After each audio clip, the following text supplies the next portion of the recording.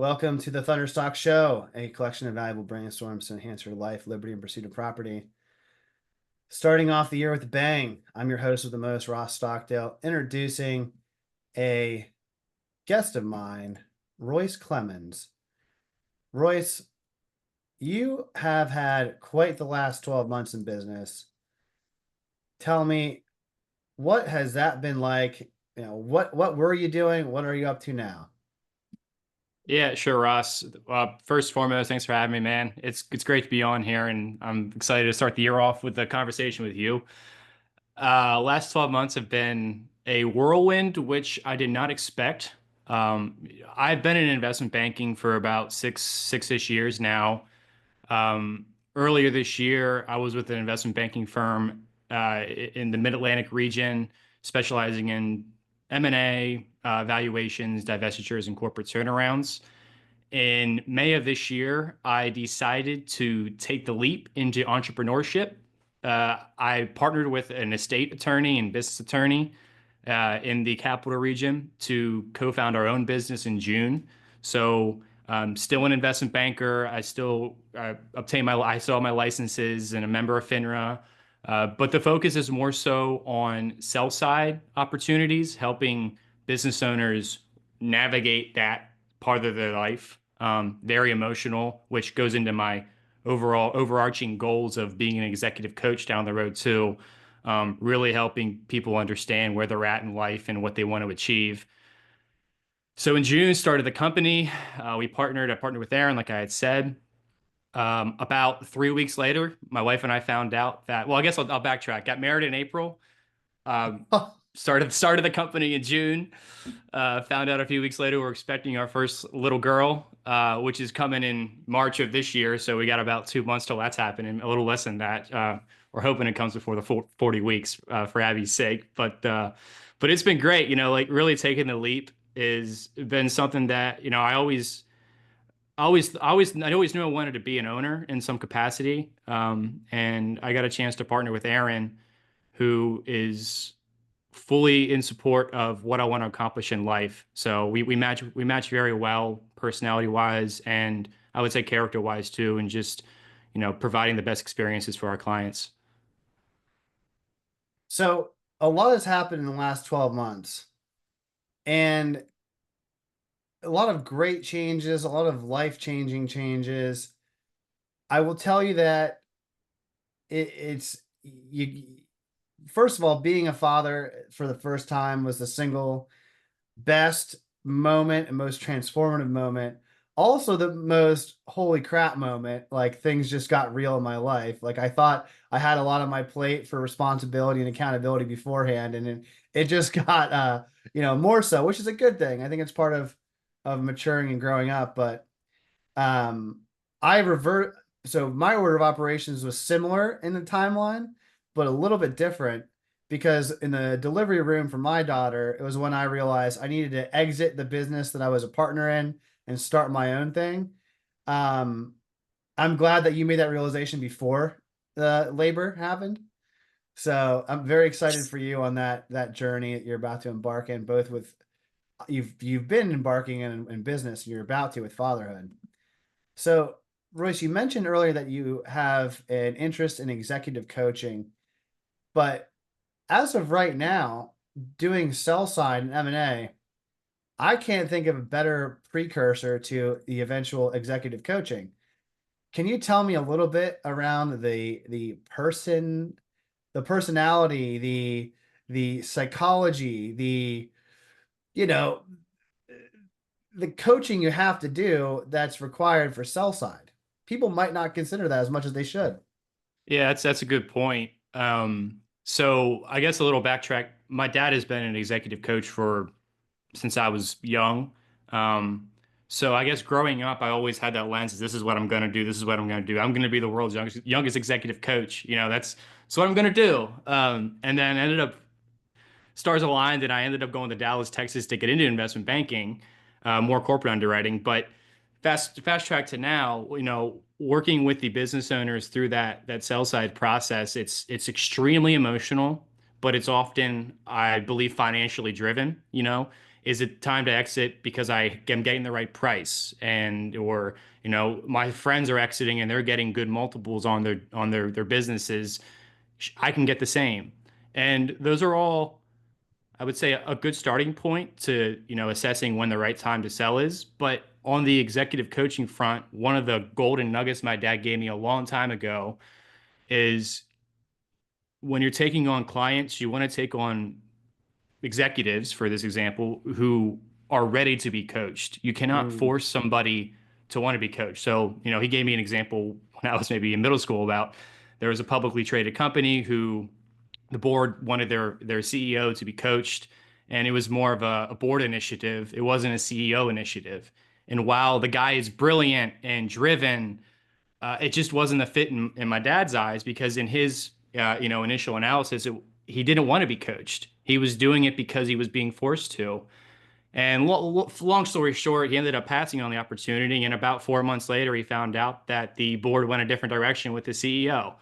So parlaying that into the sell side experience, an approach that I take is along that line. I want to be a resource and like a sounding board for owners as Aaron and I start the company, but I never want to be pushy on, really telling them it's time to sell. It's really got to be an emotional decision that they are ready for. And it just makes it that much more powerful when the owners are the ones who are, walking into that decision themselves fully with, whether it's self-refinement through with their family, they talking to their wives or their husbands, figuring out what's important legacy wise, protecting the kids, all that. But that's probably one of the best things that my dad's taught me growing up. And it's something that I really try to implement here at Jackson Clemens. it seems like you've learned some important lessons before you've had to learn them through the pain that your father imparted upon you. It also sounds like I haven't thought of this analogy before this conversation, that what you do in M&A advisory is pretty much high equity therapy. So, in other words, if someone were to go to couples therapy and let's say the husband is staunchly against it and the wife is all for it, probably not going to get where you need to go. Wherein if both parties are interested in actually listening, getting it all out there, being vulnerable, being open. It's very important, like you said, to have two ears and one mouth and listen twice as much as you speak. I think oftentimes that these owners, especially, well, I mean, let's just face, there's a generational thing. America capitalism has a culture of work, but when you're in your latter years, and let's say you've owned a company for 40 years, it's hard to separate your ego and your identity from your S corp or your LLC. Sometimes they're synonymous, and it's pretty hard to have an identity crisis when you've reached 70 years old for some people. So how do you look at business in a way that keeps everything, I want to say, well-rounded, or keeping your business as important but not more so important than your faith or your family? How do you try and enter business relationships in a 360-degree view where you keep everything important in mind all at once? What keeps you grounded? Maybe it's the more concise question. Yeah. Um, I mean, what keeps me grounded, I would say, is my overarching goal for what I want to accomplish in life. I feel like there is a lot more than life. Well, I know there's a lot more than life in business than it's so much bigger than us. And when you talk about owners who have been with the business for 40 plus years and have a hard time separating their identity, one thing that I try to keep in mind is, you know, as an advisor, the best value I can add to an owner as they prepare to sell is the journey to the sales side process. So it may take 3 years, it may take 5 years, it may take 7 years.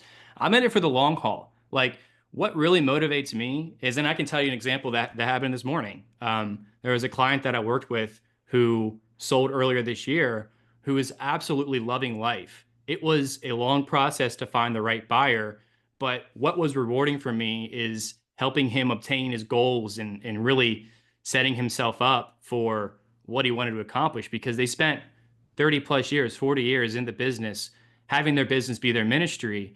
And now they're in a place where they're positioned to live life how they want. And, it often takes it's after the fact when I really see if I found the right buyer and if it was the right fit.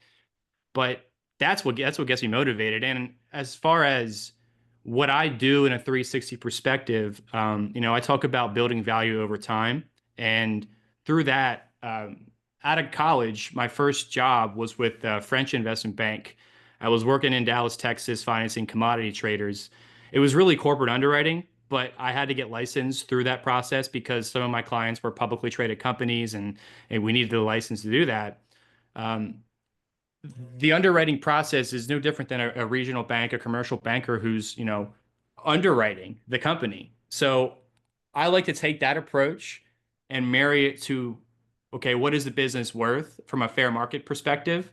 And through that analysis, which I provide my clients, I'll do it year one, year two, year three. I'll do it as long as they need to help them understand, okay, how do I quantify what I've been building and what I have built? Um, but I guess to marry the two together, the underwriting process for me, it helps remove the owners from the day to day and look at, okay, what is the risk of the business? What are the things that I can identify in the short term, in the long term to better position myself to sell? By doing that, oftentimes the owners remove themselves and hire motivated employees who are building culture and helping grow the business like the owners want. And that whole process really, I want to say it takes the emotions out of it and lets them act on things they already know. I love how you mentioned earlier, keeping the big picture where it's like the opposite of a car salesperson. You're not in there they walk in the door, close it right now. We're in a hurry. This deal won't last. It's the end of the month. I have a quote in it. Nothing wrong with that business, but an entirely different sales approach than, hey, in 5 years, we're going to have you living your dream life. So I prefer the latter. Full transparency. My wife sells cars. She prefers the former. That's why we don't we have very different negotiation styles. So I love that. I love that you keep that in mind, and it's like a selfless service approach. So don't change there. I'm going to switch gears a little bit with this next question. You mentioned you help someone sell their business, but what are the 2 to 3 key milestones or achievement that you've experienced so far in your career that you think were transformative or you were able to glean some nuggets of wisdom from? Probably the first aha moment I had, aha moment or revelation, whatnot, was before I mentioned I started with Society General out of college. I was an economics major who knew nothing about investment banking before I started. I literally met somebody at a volleyball tournament who was an investment banker who was like, "You could do this, Royce." So, I talked to him a lot throughout my senior year in college. Like, what the heck is investment banking? I still didn't know. Um, but long story short, I ended up getting an offer, and not having the accounting background per se, and a lot of the underwriting, and a lot of what I do is accounting. I had to learn on the job while studying and working towards my license. So that was it was hard for me. I got an offer. I moved to Texas two weeks after getting the offer. I knew nobody down there. I really just threw myself into the work life environment, and it is the classic investment banking where you work like a dog. I get that. I appreciate that because it's taught me so much. But the experience of having to learn what the heck investment banking is while learning the textbook knowledge of literally how to become an investment banker, it was a long process and a lot of long hours that it really, at a young age, it helped me tap into certain, I would say, qualities of myself that I had in me, but didn't know that I could, kind of pull out. So I don't want to say I take pride, but I think one of my gifts is more the human side of things. And, sitting in front of a computer, crunching Excel models for about 80 hours and 90 hours a week is totally counter to that. So, I am so grateful and blessed that I was thrown into that environment because it really shaped, I would say, the quantitative side of my brain and really helped me understand how, like I said, the underwriting component, it helps the business side of things make that much more sense. It's interesting how you got involved with it, which was the personal side, networking at volleyball. So now you made a full circle and you're going back to the qualitative human side. It's great that you have the experience in between, though. You can always rest assured that um, hard work did not go to waste. What is on the topic of difficult times that were transformative? What is one challenge present day that if you solved would make the most significant impact for your business or your clients? I think I think there's a stigma in and I'll say investment banking, but some of my competitors in the marketplace are business brokers. The difference for me is we are licensed at Jackson Clemens. I'm licensed and allows me to do some capital raises if need be. But I think there is a stigma on for brokers or M&A advisors where we are very transactional, and that's just not the approach that we're looking to build at Jackson Clemens. We are very relational, and I would say I don't know if it's a problem to solve, but really breaking in and being a pioneer, I guess. And I don't know if that's the right way to say it, but changing the perception of what advisors are, not being transactional, truly being relational. I think that goes a long way. I think it helps. Well, obviously, it helps build trust for the clients down the road and through the process, but through that it not being transactional keeps it human, and keeping it human, I believe, is one of the best things we can do to really generate generational wealth.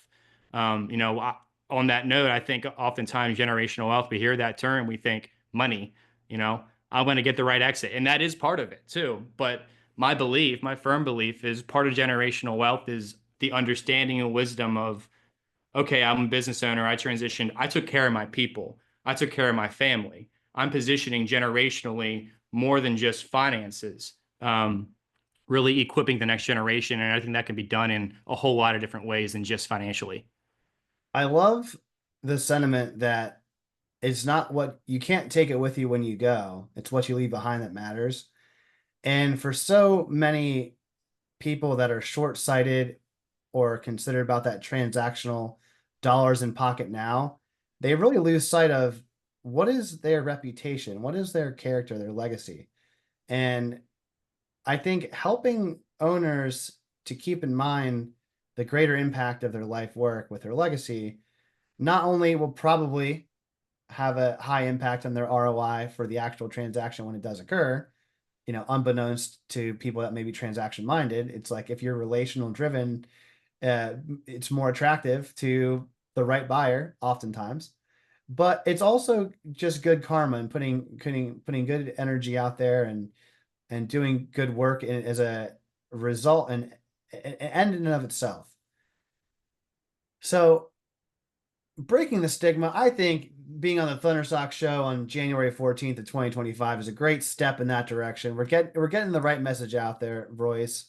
It's not all about clickbaits and headlines here. I'm not trying to trick people into watching the show. What we want to do is those that watch get some valuable lessons and insights. And look at that. I guess, we're off to a good start so far this year. One question that I love to ask, and this goes really in line with legacy, I call it the grandfather paradox frame. And it's really bookending your life from the perspective of bright eyed and bushy tailed, often romanticizing life at 8 years old, and the 80-year old self that you could portray as seeing what's out there and reflecting. And so if you were to have a conversation where you're at, somewhere in the middle between 8 and 80, what would you tell your 8-year-old self and your 80-year-old self in that conversation? Um, so I'm 45, 50, talking to both ends of the spectrum. Or your age now, whichever you Okay. prefer. I one of the we talk about what's important and legacy wise, really for me, a big component of what drives me and really what drives me is the faith component. And along that sentiment, you know, the sales cycle for a sell side project could take many, many years. So what I want to be conscious of as I say is again, as we grow the business is being patient, having faith that the Lord will use us as a vessel in some capacity to find the right buyers and be the right and coordinate the right transaction down the road, but being open to that. So one thing that I would love to tell myself when I'm my younger self is learn to trust and learn to listen. You talk about listening, learn to truly hear what the guidance is and where it's coming from. And then maybe to my older self, I would love to know if I trusted those intuitions that would, you know, occur throughout the years. And I would love to, you know, to look back and say, yeah, you trusted the inner voice. You trusted, you know, if something pops into your head to reach out to somebody for a certain reason, you do that immediately without hesitation. I think in my specific role, that is a way that I can truly add value to my clients and just to be used in a sense. And to be used, I need to position myself to be used. So it goes much deeper than that. And those are some things that I never want to lose sight of as we grow the business. So in other words, you tell your 8-year-old self, have faith in yourself and in God and your intuition, and trust your decisions. And you'd ask your 80-year-old self, did I walk in faith? Yeah, that's a good way to put it. Yeah. What a powerful thought. It's so simple but so often overlooked. It truly speaks to the big picture strategy of the idea that God helps those that help themselves. So it's like help yourself and help others, and making sure that you held yourself accountable throughout the course of your life to make sure that the mission was accomplished. Because we're all here to do a thing, and it's like make sure you did the thing to the best of your ability. Do the thing. Do the thing. Do the Yeah. thing. Absolutely. Well, Royce, it was a pleasure to catch up with you and learn what you've been up to. I fully anticipate whether you're the youngest executive coach of all time or you're the wisest executive coach in the future, whichever that looks like, you'll have some serious lessons learned from your M&A advisory. I'm looking forward to your journey of fatherhood. Very happy for you there. Where can people connect with you if they want to learn more about Jackson Clemens and your M&A advisory? I would direct listeners to our website, www.jacksonclemens.com. It's a good overview of my partner's background and his experiences, my background, my experiences, and also our services and what we can provide clients. Starting to become more active on LinkedIn, so I've definitely encouraged listeners to follow me there. I want to say just search Royce Clemens. Hopefully, you can find me there. I should have my handle for you, but I would say LinkedIn is probably a good place if I want to provide my network this year specifically on who I am, what we provide, and just how we do things a little differently in our overarching goal. Well, Royce, I love what you're all about. Had a great time talking with you today. Everyone listening, thanks for tuning in. If you enjoyed this show and you are compelled to share it, I don't run ads on the show. My only ask is that if you enjoyed the show, please share it. That would make me happy. It would mean the world to me, and it might help somebody listening get something out of it as well. That's all for today. Until next time, everyone. Thank you so much and be well.